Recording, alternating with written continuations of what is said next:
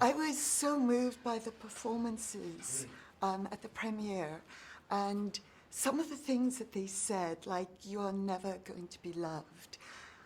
I thought, you're sitting next to Elton while these awful things are being said. What was that like for you? And then also sitting next to him, performing as him. Undeniably surreal, and Dexter and I would be lying if we didn't say that we weren't nervous and anxious. And Dexter and I were sort of watching the movie at a 45-degree angle because we were looking at Elton and Bernie. We can say with great pride and relief that the two subjects of our film, love it, and it was a genuinely emotional thing.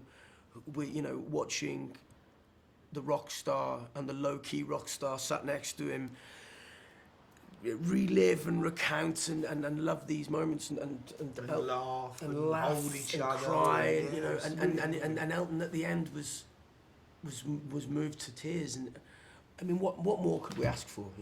It was fantastic. I just want to quickly ask you, I think your name is going to explode all over the world with this performance. We see how difficult fame is to handle. Is that something that's a cautionary tale for you? I think, it being a cautionary tale about fame is possibly not the most useful idea, because that is only relative. It's only relative to a small amount of people.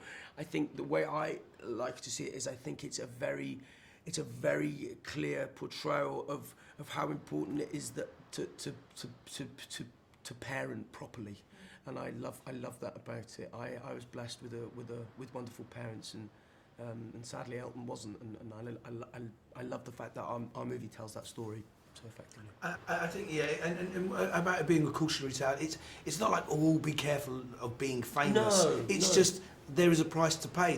There's a cost that comes with it, and if you're prepared to pay that cost, or you understand that, then maybe you can navigate it. But it's not like, oh, don't be famous. No, it's better like, don't take drugs. That's fine. That is a good thing to tell people. But you know what I mean? I do. Everybody's trying to be famous, so not me. But I love the way you chose to tell the story.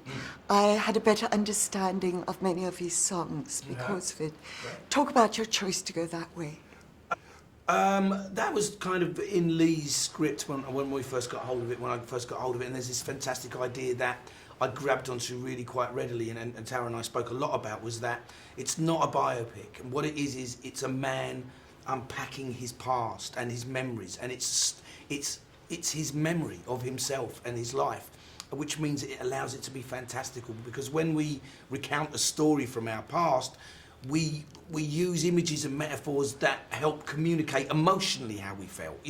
I was in this incredible moment, it felt like everybody flew. That would be something we can all connect to and relate to, you can imagine. So what we get to do in the film is just make that a reality, because it's his memory. He's just unpacking that for us. And so that's a really exciting storytelling device, because you get to bring that music in, you get to bring these incredible images of people floating or sinking or flying, so that was incredibly exciting and rewarding, and the songs just come to life in a different way. Talking about singing in front of people, I was at the premiere after party where you gave a wonderful rendition. Talk about that scene where you do fly up. Was that in front of people? And are you nervous when you have to sing? I'm getting less nervous. The first time I sang with, the first I get very het up before, but as soon as it's the way when you do a play, or you as soon as you're up there, you're fine. It's the anticipation. But I was like that before the premiere. I was in the car getting angry at everything for no reason. For no reason.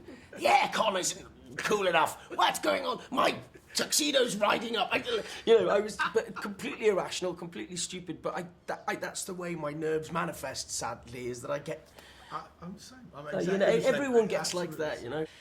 In answer to your question about the sequence, Rocketman, it's at the heart of our movie. It's the title track, and there's the thing I love about that sequence is it's the culmination of so many people's hard work. There's a fantastic bit of choreography by Adam Murray. What Giles Martin has done musically is stunning. The sound design, the mix is brilliant.